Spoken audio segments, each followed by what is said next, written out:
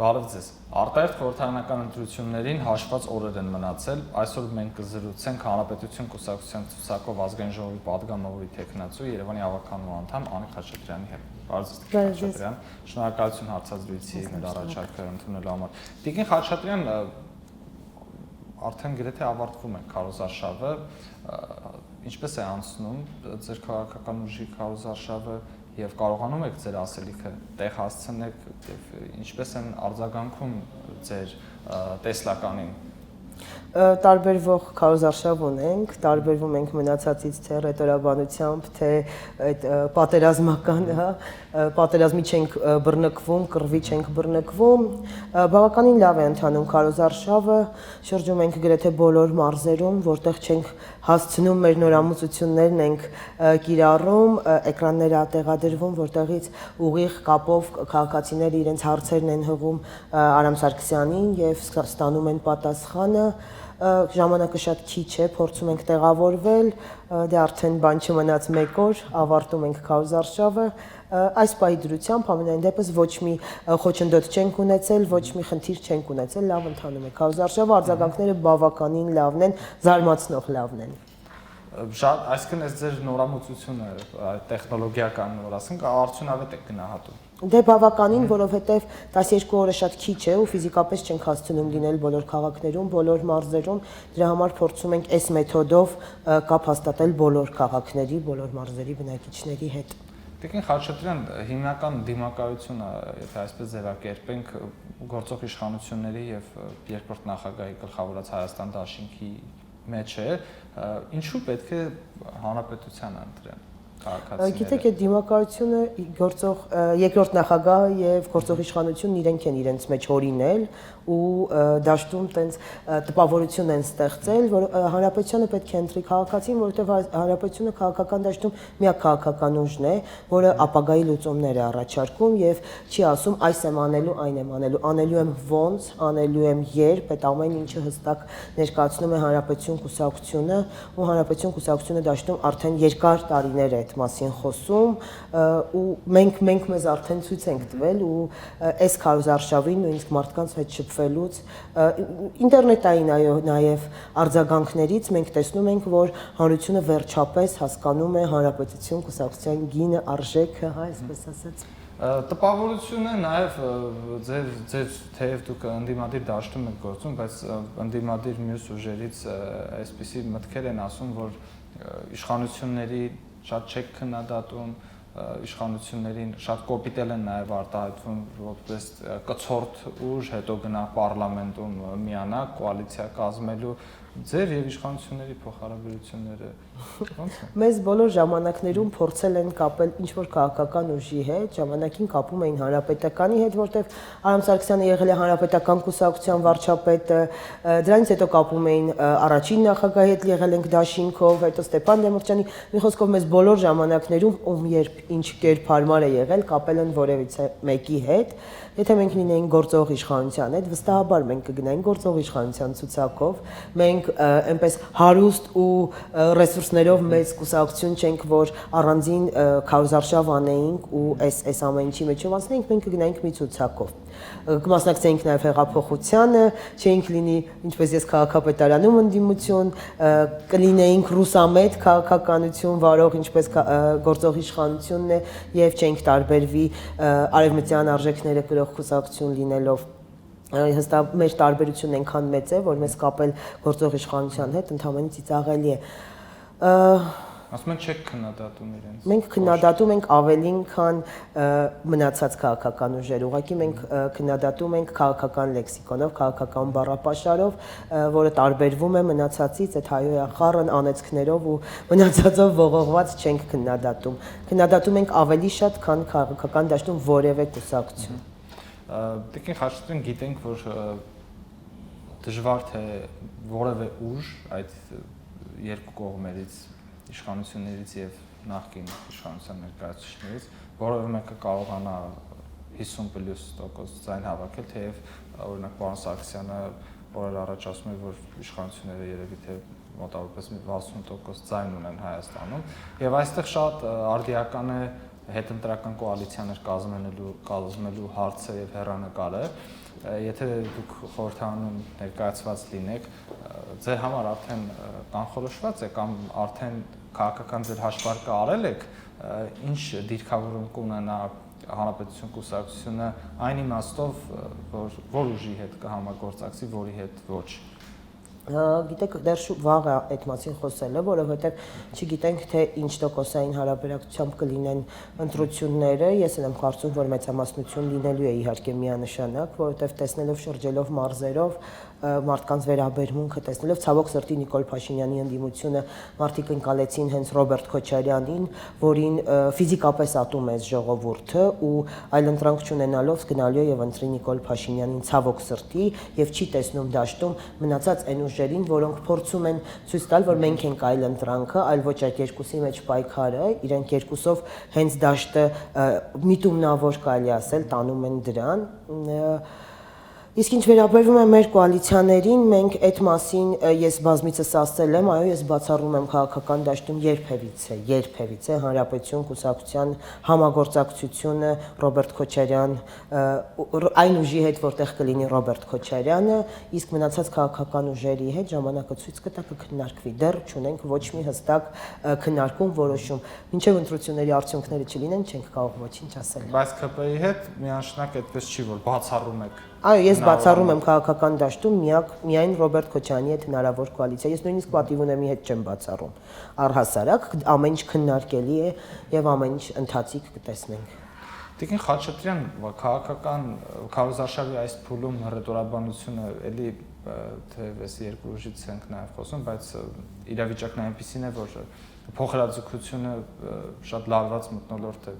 առաջացնում եւ նաեւ կանխատեսվում է հետընտրական որոշակի զարգացումներ, ցնցումներ։ Դուք տեսնում եք հետընտրական լարվածության հեռանկար եւ նաեւ քաղաքացիական պատերազմից են խոսում որոշ գործիչներ, այդպիսի ռիսկ տեսնում եք։ Ոչ, չեմ տեսնում, որովհետև պատերազմի ավարտի, պատերազմի ամսի 9 թղթի ստորագրման օրը ու դրան հաջորդած արդեն Վազգեն Մանուկյանական այդ ակցիաները ապացուցեցին այն, որ այս ժողովուրդը փողոց չի դուրս գալու այն ուժի հետ, որը այդ կոչն անում է։ Ես նորից ենք գնում նույն կետին, որովհետև այդ ուժը Ռոբերտ Քոչարյանն է, իսկ Ռոբերտ Քոչարյանը Հայաստանի Հանրապետության ամենավատ ղեկավարներից մեկն է։ Ռոբերտ Քոչարյանն այսօր խոսում է պատերազմի հաղթելուց, պատերազմի պարտությունից, Ռոբերտ Քոչարյանն այսօր խոսում է քաղաքացիական պատերազմից, արյունից, այնինչ ինքը այն ղեկավարն է, որ նույնիսկ իր երկրում չի կարողացել կանխել երկրի գլխավոր դեմքերի սպանությունը ազգային ժողովում, եւ դրա համար այս ժողովուրդը փողոց չի դուրս գա այդ ուժի հետ։ Եթե լիներ այլ քաղաքական ուժ, որը չկապված չլիներ, հա, այս ինչպես ընդունված է ասել, արյունոտ 20-ամյակի հետ, այո, իրավիճակը այլ կլիներ։ Իսկ քանի որ դաշտում փողոց անողը հենց իրենք են, միանշանակ չի լինելու ոչ քաղաքացիական պատերազմ, ոչ էլ փողոց դուրս է գալու 1000-2000 հոգուց ավել մարդ։ Շատ լավ, գանք կուսակցության ծրագրից դուք ինչպես եք Արցախի հարցի լուծումը պատկերացնում եւ դիտարկենք այն իրավիճակում, որ 5 տարի հետո լրանալու է խաղաղապահների տեղակայման ժամկետը, գիտենք կողմերից մեկը կարող է 6 ամիս շուտ առարկություններ հայտնել դրանց ներկայության մասով, ինչ այդպիսի իրավիճակում ինչ ենք անելու։ Մենք բազմիցս ենք ասել, որ հենց այդ եռակողմ պայմանագիրը պետք է չլիներ եռակողմ, այլ պետք է լիներ եռանախագահների, պետությունների շրջանակում, որպեսզի մի քանի տարի առաջ չկանգնեինք փաստի առաջ, որովհետև շատ են ասում, իսկ եթե մյուս ընտրություններին չի ընտրվում Պուտինը, չէ՞, ոնց տեսնում են Հայաստանի կամ Պուտինը մարդ է, որը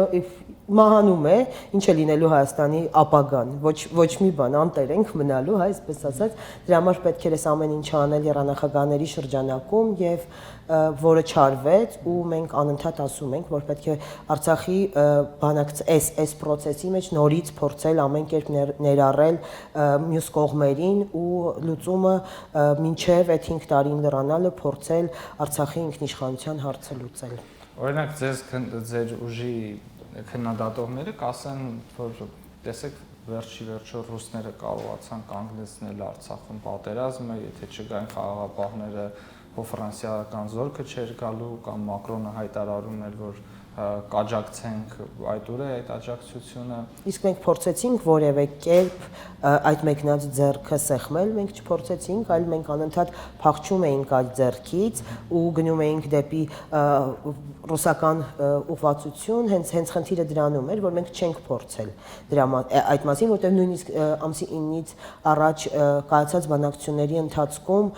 պարոն Սարգսյանը հանդիպման է արտախորհրդարանական ուժերի հետ Նիկոլ Փաշինյանին ուղղել է այդ հարցը։ Գիտեն երանախագահ պետություններն այս մասին մնացած երկուսի դեն ասել է ոչ։ Հայաստանի Հանրապետության քաղաքացին ամբողջ տեսնում են, որ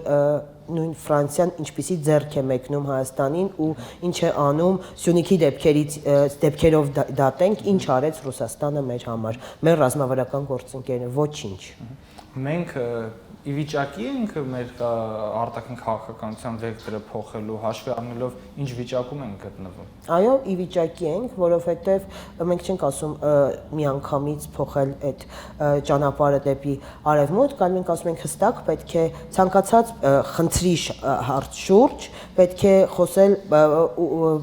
այլ պետությունների հետ եւ ոչ միայն հույսներս դնենք Ռուսաստանի վրա, որ ու տեսնենք թե որն է ավելի հայանպաստ լուծում եւ տանք այդ հայանպաստ լուծումը։ Նույն Մեղրիի տարբերակը մենք հիշում ենք, որ Վազգեն Սարգսյանի ժամանակ քննարկվել է, այս փուլում ավելի դուրս եկավ ու ես ինքս հենց հոկտեմբերի 27-ը կապում եմ Մեղրիի հանձնելու տարբերակի հետ։ Դա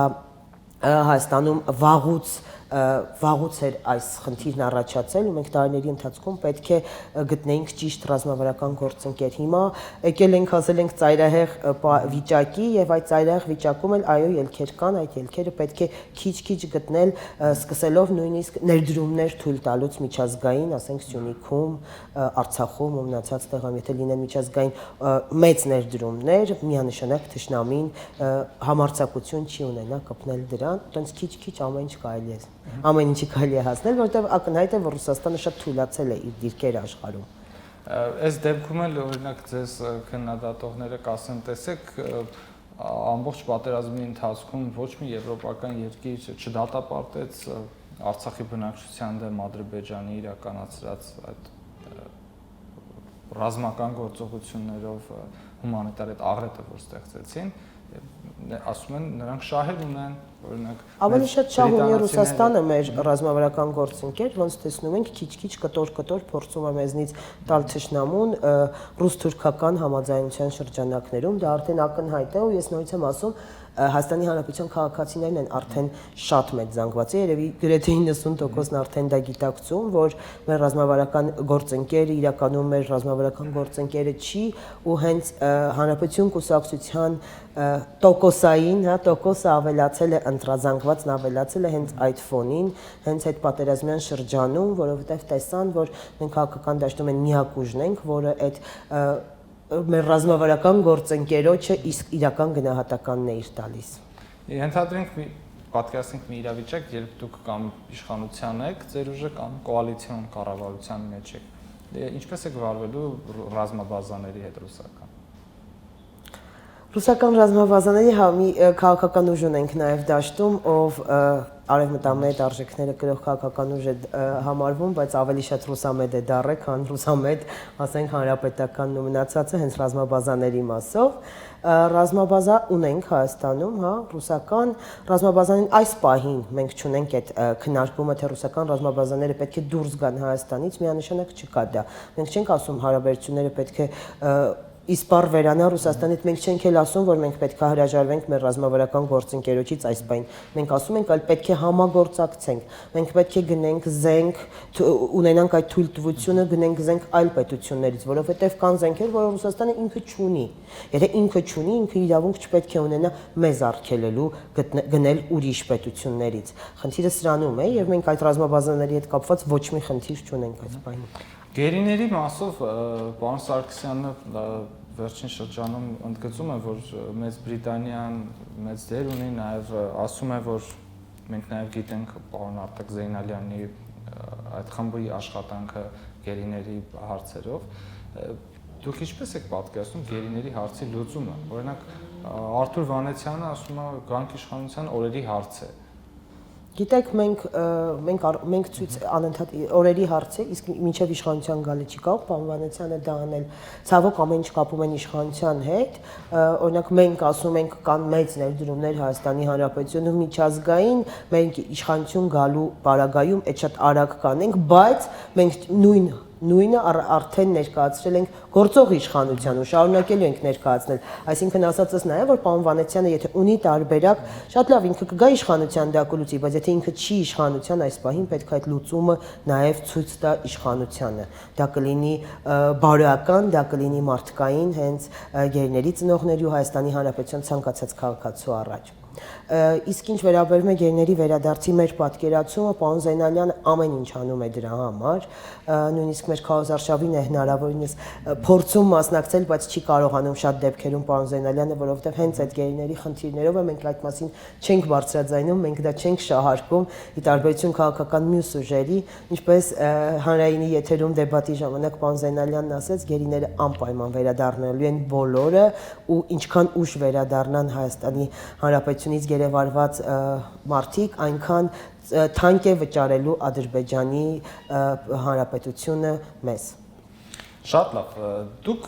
հանքարդյունաբերությանը Հանրապետություն կուսակցությունը ոչ միայն դեմ չէ, այլ նաև մտածում է, որ պետք է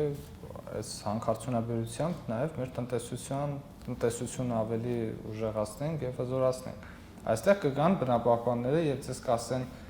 մի րոպե, որ դուք գաք իշխանության ամուսարը շահագործելու եք։ Այո, շահագործելու ենք ամուսարը, մենք բազմիցս ենք դրա մասին ասել, մենք չենք թաքցնում, մենք ասել ենք նաև, որ Հայաստանի Հանրապետությունում գործող բոլոր հանքերը փորձելու ենք աջակցել որպես պետության աջակցություն ցուցաբերել նույնիսկ սեփական հանքերին ու շահագործել, դա միակ մեր տեսած լուծումներում այս պահին միակ լուծումն է, որը թռիչքային շատ արագ ֆինանսական հարց կլուծի Հայաստանի Հանրապետությանը, որովհետև մեզ շատ արագ զինվել է պետք, մենք ժամանակ չունենք շինհրապարակների վերածելով քաղաքը բյուջե լցնելու, մեզ պետք է շատ արագ զարգացում, իսկ դա միակ լուծումը այս պահին մենք տեսնում ենք հանքարդյունաբերությամբ եւ ջրային ռեսուրսների ճիշտ օգտագործմամբ, որը մենք ասում ենք, որը մենք առաջարկում ենք, եթե կա այլ լուծում, եթե կա այլ քաղաքական ուժ, որը հստակ ցույց է տալիս բացի շինհրապարակներից, որովհետեւ շինհրապարակ կենտրոնում օրինակ այլևս հնարավոր չէ, վաղուց արդեն վաճառված է ու տենց ամբողջ Հայաստանի Հանրապետությունը շինհրապարակներից բացի այլ տարբերակ առաջարկում են շատ արագ տնտեսությունը զարգացնելու, մեզ զինվելու, խնդրեմ թող առաջարկի այդ ուժը։ Մենք տեսնում ենք այս տարբերակով ու իսկ ինչ վերաբերվում է բնապահպաններին, մենք ասել ենք, որ 21-րդ դարում բոլոր ռիսկերը բացառապես հնարավոր է հնարավոր է կառավարել եւ մենք ասում ենք, որ ռիսկերը կառավարելով է լուծվելու այդ հարցը։ Միանշանակ չենք թողելու նենց աշխատել հանքերը, ոնց աշխատել են ժամանակին։ Ռիսկերը կառավարելով աշխատելու են բոլոր հանքերը եւ մեր ջուրը ճիշտ օգտագործելու ենք մեր ջրային ռեսուրսները, որով հարստանալու է պետությունը։ Հիմա կգամ այդ ջրային ռեսուրսների արդյունավետ կառավարման եւ ներդրումների հարցին, բայց չեմ կարող չհարցնել, ինչպես է վերաբերվում օրինակ վարչապետի այն հայտարարությանը, երբ Կապանում նա խոսելով Զանգեզուրի պղնձամոլիբդենային կոմբինատի մասին, հայտարարեց, որ այն փայերը, այն բաժնե մասերը, որոնք որ պատկանում են իր խոսքերով տեղական օլիգարխներին, դրանք վերացնելու են ժողովրդին են տալու, այսինքն դառնալու ժողովրդին եւ կառավարությանը։ Արդյոք այս կերպ, եթե դուք խրախուսում եք հանքարդյունաբերությունը որպես տնտեսության զարգացման միջուղ, նաեւ այս կերպ ներդրողներին Հայաստանից վանելու ինչ որ հայտարարություն չէր եւ թիվ 1 խոշոր հարկատուի նկատմամբ այսպիսի վերաբերմունքը ես ասացի, որ մենք տարբերվում ենք այդ ռետորաբանությունից, մենք նաև ասացի, որ հանքարդյունաբերության առումով սեփական մասնավորին նույնիսկ պատրաստ ենք աջակցել, միայն թե աշխատեն այդ փակված հանքերը, որովհետև դրանք եկամուտ են հենց պետությանը։ Իսկ ինչ վերաբերում է վարչապետի ասացին, ես չեմ լսել, ձեզնից լսեցի, ժամանակ չունեմ, բայց կարծում եմ, որ այդ ուղղված է եղել Հայաստանում այդ ձևավորված արդեն sense ժողովրդի լեզվով ասած տեղական խուժանին, հա, որը տարիներ շարունակ այդ ամեն ինչն արել է, միգուցե կան այդտեղ մասնաբաժին ունեցողներ եւ դրանց է ուղղված եղել, չեմ կարող մեկնաբանել վարչապետի խոսքը, որովհետեւ տեղյակ չեմ, թե ովքեր են սեփականատերերը։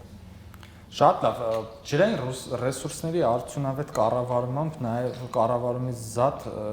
պարոն Սարգսյանն ասում էր, որ միլիոնավոր դոլարների ներդրումներ կարող է Հայաստանը ունենալ հենց կոնկրետ ջրային ռեսուրսներին վերաբերվող։ Ձեզ հայտնի է կամ ենթադրում եմ քննարկել եք որտեղից պետք է գան, ովքեր են շահագրգռված Հայաստանում այդ ոլորտում ներդրումներ անելու։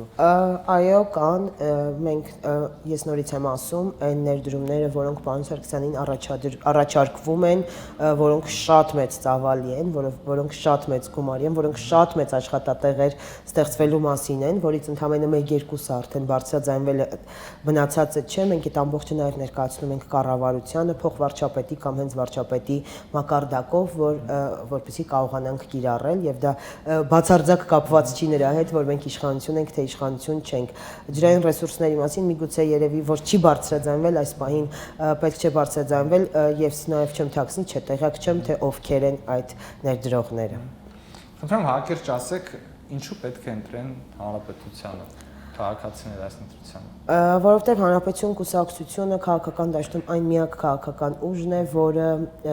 արևմտյան արժեքները կրող քաղաքական միակ ուժն է, որը ունի լիդեր, ով ճանապարհ է անցել, ով ունի փորձ, ով ունի վարչապետ լինելու փորձ, ով ունի տարիների արդար պայքարի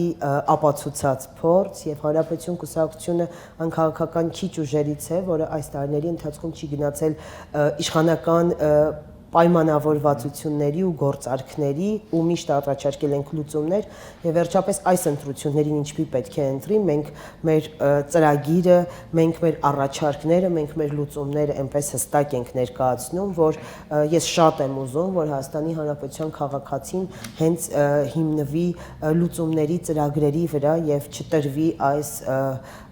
ոչ քաղաքական բառապաշարով պատերազմին, քաղաքական, այլ ու ինչի արդյունքում չտուժեն քաղաքական դաշտում մնացած ուժերը։ Հենց լուծումների ու ծրագրերին մեր հետևելով պետք է ընտրեն այո Հայաստանի Հանրապետություն կուսակցությունը։ Շնորհակալություն, Տիկին Խաչատրյան։ Ես հիշեցնեմ, որ մենք այսօր զրուցում էինք Ազգային ժողովի արտահերթ ընտրություններին մասնակցող Հանրապետություն կուսակցության ներկայացուցիչ, Ազգային ժողովի պատգամավորի թեկնածու Երևանի հավաքական անդամ Անի Խաչատրյանի հետ։